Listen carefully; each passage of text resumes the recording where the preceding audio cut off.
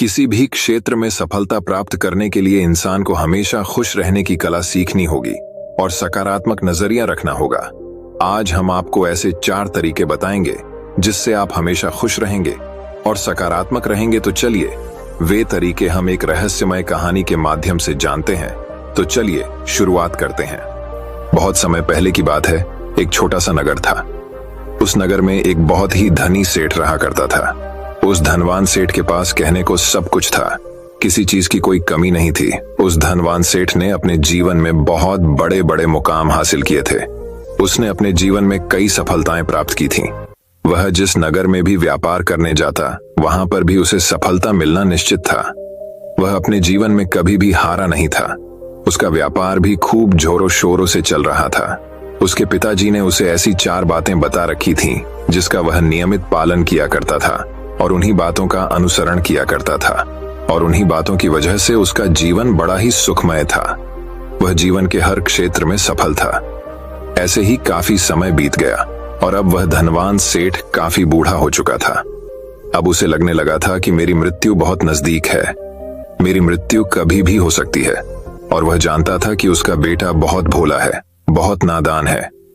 उसे अभी दुनियादारी की समझ नहीं है। इसलिए उसने अपने बेटे को अपने पास बुलाया और अपने बेटे से कहा, बेटा, मैंने अपने पिताजी से 4 बातें सीखी थी और उन्हीं बातों को मैंने अपने जीवन में उतारा। उन्हीं के अनुसरण की वजह से आज मैं अपने जीवन में इतना सफल हूँ, अपना जीवन सुखमय पूर्वक बिता रहा हूँ। उन्हीं बातों की वजह से आज मैं इतना सुखी हूँ, संतुष्ट हूँ और इतना धनवान हूँ। ना ही कभी मुझे कोई बीमारी हुई और ना ही मुझे कभी कोई धन की कमी हुई। और तुम देख ही पा रहे हो कि मैं इस नगर का सर्वश्रेष्ठ धनवान हूं। लेकिन आज मेरे पास जो कुछ भी है, मैं उससे संतुष्ट हूं, मैं खुश हूं। लेकिन मैं चाहता हूं कि तुम मुझसे भी आगे बढ़ो, तुम और नाम कमाओ, तुम और धन कमाओ, लोग तुम्हारे बारे में जाने, तुम्हें पहचाने, क्योंकि हमारा समय कुछ और था और तुम्हारा आने वाला समय कुछ और ही है। उस धनवान सेठ ने अपने बेटे को अपने और करीब बुलाया और उससे कहने लगा, बेटा, आज मैं तुमको दुनिया की ऐसी 4 महत्वपूर्ण बातें बताने जा रहा हूं जो मुझे मेरे पिताजी ने बताई थी, और इसी के कारण आज मैं इतना सफल हूं। यदि तुमने इन सभी बातों को अपने जीवन में उतार लिया, इनका नियमित तौर पर पालन किया, इनका अनुसरण किया, तो तुम भी अपने जीवन में बहुत धनवान बन जाओगे, अपने जीवन को बहुत सुखमय तौर पर बिताओगे। इन बातों के अनुसरण से ना तो तुम्हारे घर परिवार में कोई दुख आएगा और न ही तुम्हारे व्यापार में कभी कोई परेशानी उत्पन्न होगी। इतना कहकर धनवान सेठ अपने बेटे को 4 बातें बताना शुरू करता है। वह कहता है, बेटा, सबसे पहली बात है काम पर छांव में जाना और छांव में आना। दूसरी बात, अपने घर के चारों तरफ चमड़े की बाड़ रखना। तीसरी बात, हमेशा खाने को मीठा करके खाना। और चौथी बात, अपनी पत्नी को हमेशा बांध कर रखना। इतना कहकर वह धनवान सेठ अब निश्चिंत हो चुका था। वह यह जानता था कि उसका बेटा बहुत भोला है। वह अपने पिता की बात अवश्य मानेगा और इन सभी 4 बातों को अपने जीवन में उतारेगा और इनका अनुसरण भी करेगा। देखते देखते कुछ महीने बीत गए और फिर एक दिन धनवान सेठ मृत्यु को प्राप्त हो गया। अपने पिता की मृत्यु के बाद उस धनवान सेठ के बेटे ने उन सभी 4 बातों को एक कागज पर लिख दिया ताकि वह उन्हें भूल ना जाए, और उन्हीं बातों को वह अपने जीवन में उतारने लगा। उन 4 बातों का अनुसरण करने लगा। सबसे पहली बात जो उसके पिता ने उससे कही थी, छांव में जाना और छांव में आना, तो उसने अपने घर से लेकर अपनी दुकान तक पूरे रास्ते पर एक ईटी लगवा दिया, क्योंकि उसके पास पैसा तो बहुत था और उसे कोई रोकने वाला भी नहीं था। जब भी कोई उससे पूछता कि आखिर तुमने ऐसा क्यों किया, तो वह उसके जवाब में बस इतना ही कहता कि मेरे पिताजी ने मुझसे ऐसा ही करने को कहा है। इसके बाद उसने अपने पिता की अगली बात का अनुसरण किया।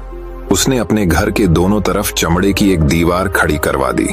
इसे देखकर आसपास के लोग बहुत क्रोधित हो गए। वे लोग उससे झगड़ा करने पर भी उतर आए। कई लोगों ने तो यह तक कह डाला कि आखिर तुमने ऐसा क्यों किया, चमड़े की बार तुमने क्यों खड़ी करवा दी, चमड़े से बहुत बदबू आती है और इससे हमें तकलीफ होती है, इसे आज ही निकलवा दो। लेकिन कोई उसका कुछ भी ना बिगाड़ सका, क्योंकि उसके पास बहुत पैसा था। इसलिए कोई भी व्यक्ति उसका ज्यादा समय तक विरोध न कर सका, और उसने भी मन बना लिया था कि वह अपने पिता की सभी बातों को पूरे दिल से मानेगा। उसके पिता ने उसे तीसरी बात कही थी, खाने को मीठा करके खाना।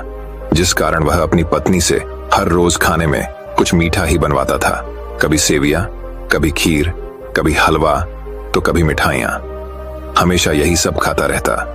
और उसके पिता ने उसे चौथी बात कही थी, अपनी पत्नी को हमेशा बांध कर रखना, जिस कारण वह हर रोज अपनी पत्नी को रस्सी से बांध कर रखता था। ऐसे ही कई दिन बीत गए और देखते ही देखते अब वह सेठ के बेटे का जीवन धीरे धीरे बर्बाद होने लगा था, क्योंकि उसने अपने पिता की सभी बातों का गलत मतलब निकाला था और वह उसी के अनुसार उनका पालन कर रहा था। देखते देखते उसका उतना बड़ा व्यापार अब ठप होने लगा था। उसके यहाँ पर ग्राहकों की संख्या कम होने लगी थी, क्योंकि जब उसका मन करता तब वह दुकान जाया करता और जब उसका मन करता तो वह दुकान से वापस घर लौट आता। उसका अपने पिताजी के इस कारोबार में मन नहीं लगता था। इस कारण उसके सारे ग्राहक अब उससे नाराज होने लगे थे। उसके सारे ग्राहक अब एक एक करके उस दुकान को छोड़ते चले जा रहे थे।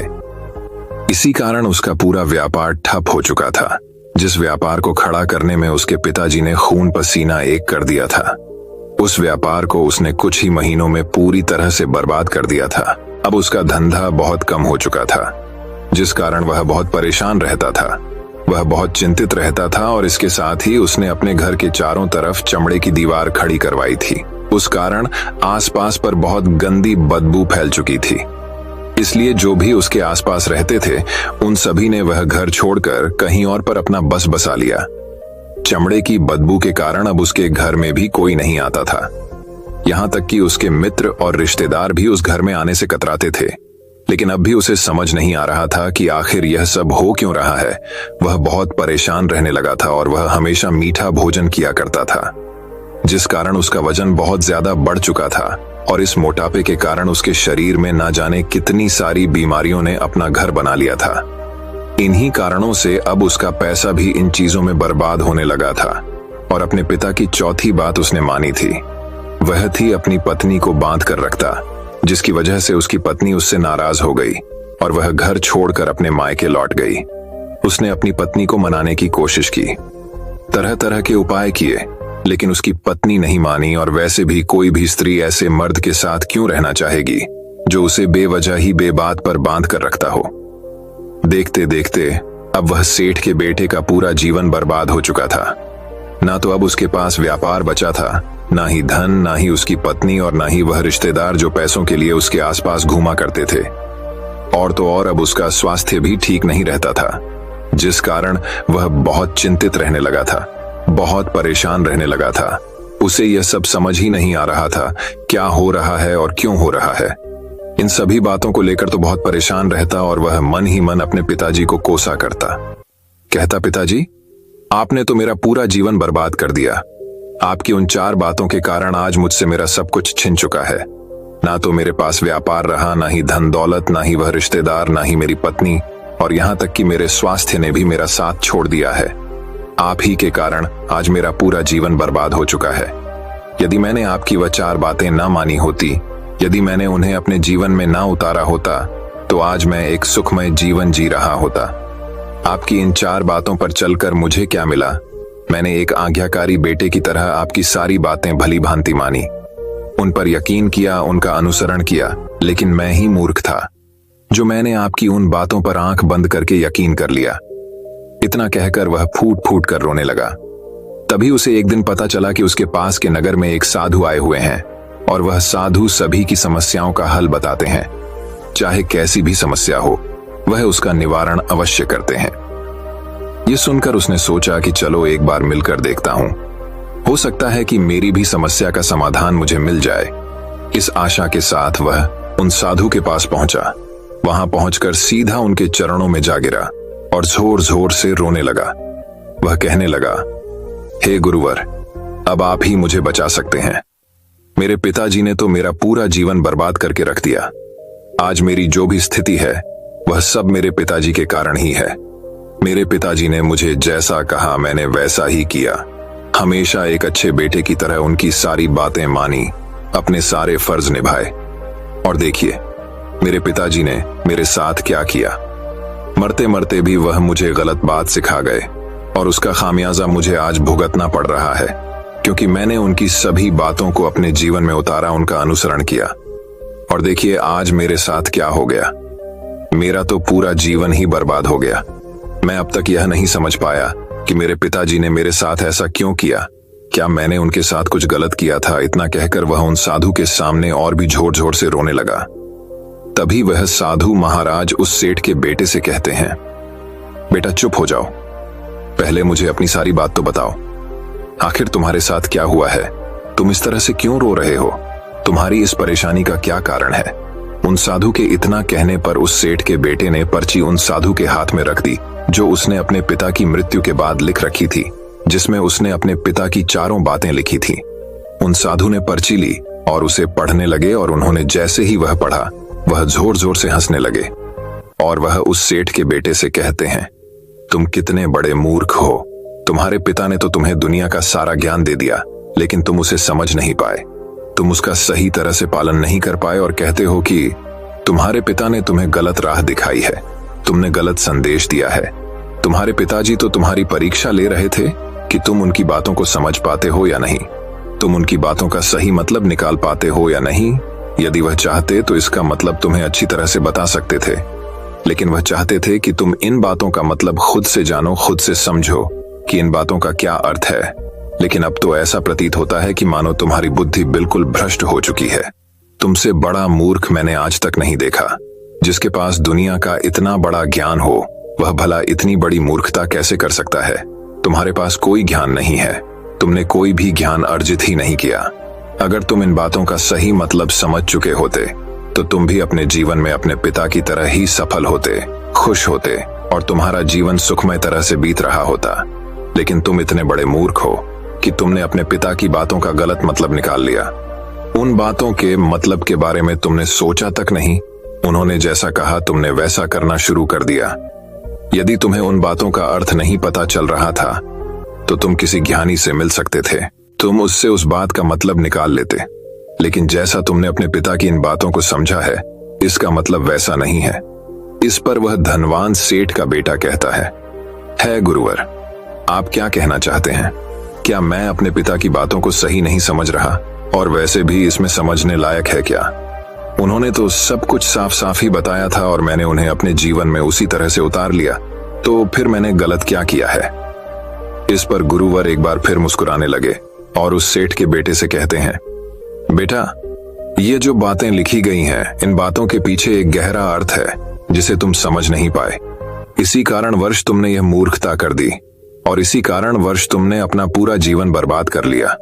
लेकिन अब भी कुछ नहीं बिगड़ा, अब भी तुम्हारे पास बहुत समय है। यदि तुम चाहो तो अब से मेहनत करके भी तुम अपने जीवन में एक बार फिर से वह खुशहाली व समृद्धि सब कुछ हासिल कर सकते हो। इस पर वह सेठ का बेटा कहता है, ठीक है, कृपया करके मुझे उन चारों बातों का मतलब समझाइए। आखिर उन चार बातों का क्या अर्थ है? इस पर साधु सेठ के बेटे को कहते हैं, तुम्हारे पिताजी ने तुमसे कहा था काम पर छांव में जाना और छांव में आना। इसका मतलब यह है सूर्य निकलने से पहले ही तुम दुकान पर पहुंच जाना और सूर्यास्त होने के बाद ही तुम वापस घर आना, जिससे तुम्हें दुकान पर अधिक से अधिक समय मिल पाएगा। तुम उस काम को अच्छी तरह समझ पाओगे, उस काम को अच्छी तरह से कर पाओगे, उस काम को बढ़ाने में तुम अपना दिमाग लगा पाओगे और तुम अपने काम में तरक्की कर पाओगे। लेकिन तुमने तो इसका गलत ही मतलब निकाल लिया।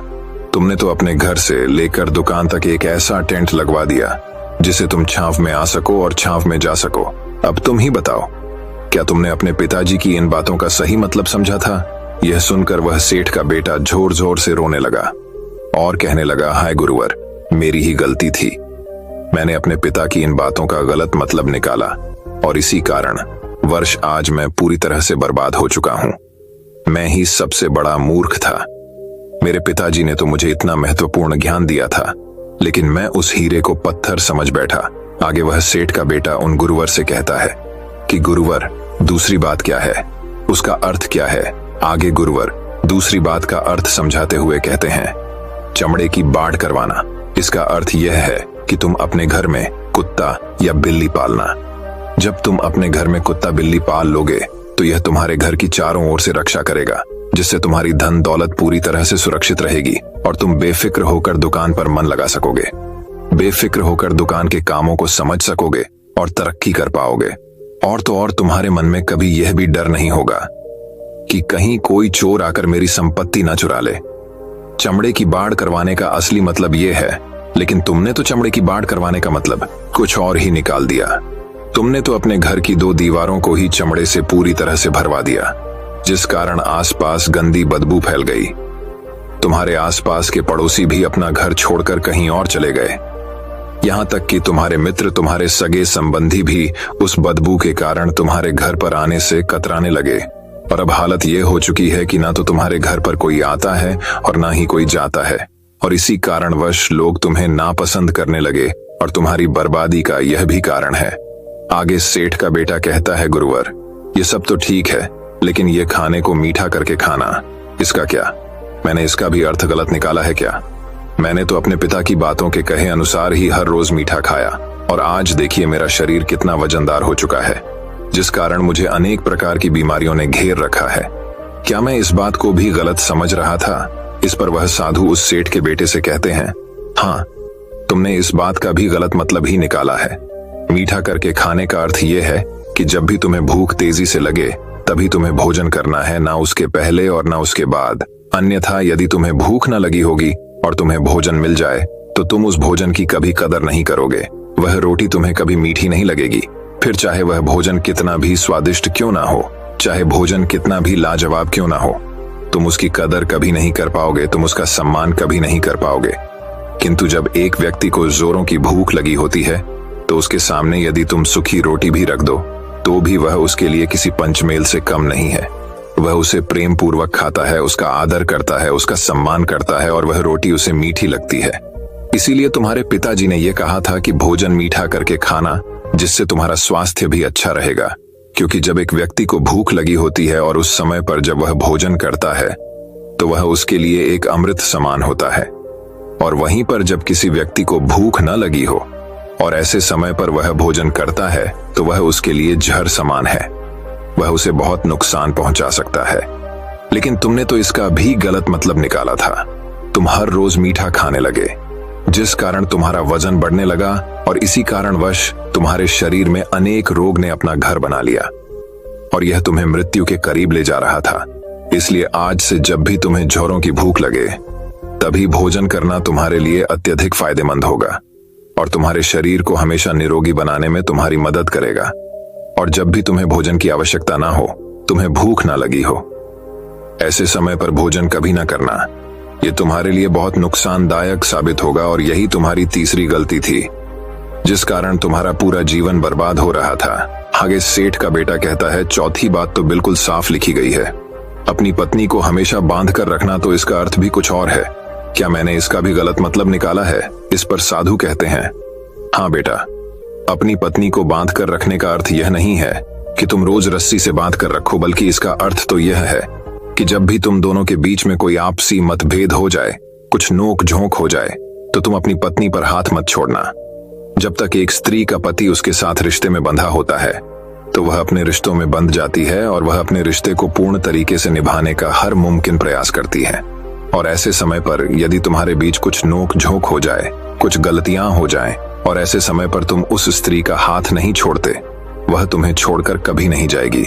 लेकिन इसका अर्थ यह भी नहीं है कि तुम अपनी पत्नी पर अत्याचार करो, बल्कि तुम्हारे पिताजी यहाँ पर कहना चाहते थे कि जो भी कोई व्यक्ति तुम्हारे साथ किसी रिश्ते में जुड़ा हुआ है, उसे अपने रिश्ते में इस तरीके से बांध लो कि वह तुम्हारे साथ झगड़े और नोक झोंक के बाद भी नुकसान न पहुंचा सके, वह तुम्हारे साथ कुछ गलत न कर सके और तुम्हारा फायदा न उठा सके।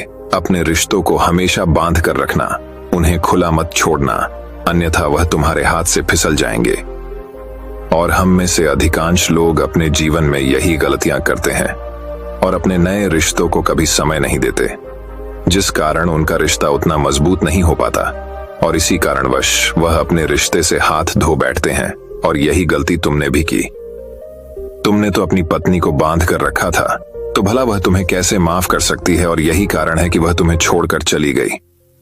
तुमने जो अपनी पत्नी के साथ किया वह माफी के लायक नहीं है, लेकिन तुम्हें अपनी पत्नी से माफी मांगनी चाहिए, क्योंकि तुमने गलत किया है। इसलिए जाओ और अपनी पत्नी से माफी मांगो, उसे वापस कर लाओ। और यही वह 4 बातें थीं। तुम्हें तुम्हारे पिता ने समझाने का प्रयास किया था, लेकिन तुमने इन सभी बातों का गलत मतलब निकाला और इसी कारणवश तुम पूरी तरह से बर्बाद हो गए। किंतु अभी भी तुम्हारे पास बहुत समय है। यदि तुम इन सभी बातों का सही से अनुसरण करते हो तो तुम अपने जीवन में एक बार फिर से वह सब कुछ हासिल कर सकते हो जो तुमने खोया है। यह सारी बातें हमारे जीवन की पूरी परेशानियों का समाधान है। तुम किसी भी तरह से इनको देख सकते हो। यदि तुम कामयाब होना चाहते हो तो तुम्हें मेहनत करनी ही होगी। सूर्य निकलने से पहले तुम्हें अपने घर से निकलना होगा और हमेशा सूर्य के ढलने के बाद ही तुम्हें घर वापस लौटना होगा, ताकि धन दौलत को कोई तुमसे छीन ना ले।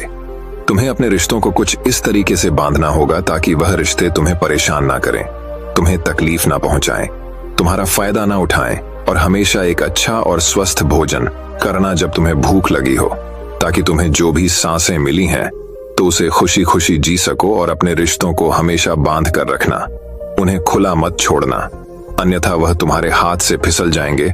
और अपने घर में अवश्य ही कुत्ते या बिल्ली को जरूर पालना, ताकि तुम्हारा धन हमेशा सुरक्षित रहे।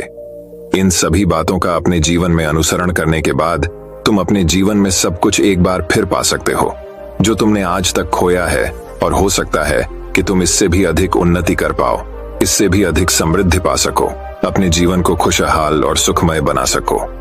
इतना कहकर साधु शांत हो गए और सेठ का बेटा भी अपनी सभी गलतियों को समझ चुका था। उसने उन गुरु को प्रणाम किया और वापस अपने घर लौट गया। उसने उन सभी चारों बातों को अपने जीवन में उतारा, उनका सही सही अनुसरण किया। उसके बाद से उसके जीवन में सकारात्मक प्रभाव दिखने लगे। वह एक बार फिर से अपने व्यापार को खड़ा करने में सफल रहा। वह एक बार फिर से अपनी पत्नी को घर लाने में सफल रहा, और देखते ही देखते उसका जीवन सुखमय और आनंदमय हो गया था। मुझे उम्मीद है कि आपको यह कहानी पसंद आई होगी और आपने इससे कुछ सीखा होगा। कहानी के बारे में अपने विचार आप हमें नीचे कमेंट बॉक्स में कमेंट करके बता सकते हैं। जाने से पहले वीडियो को लाइक करें और चैनल को सब्सक्राइब जरूर करें। नमो बुद्धाय।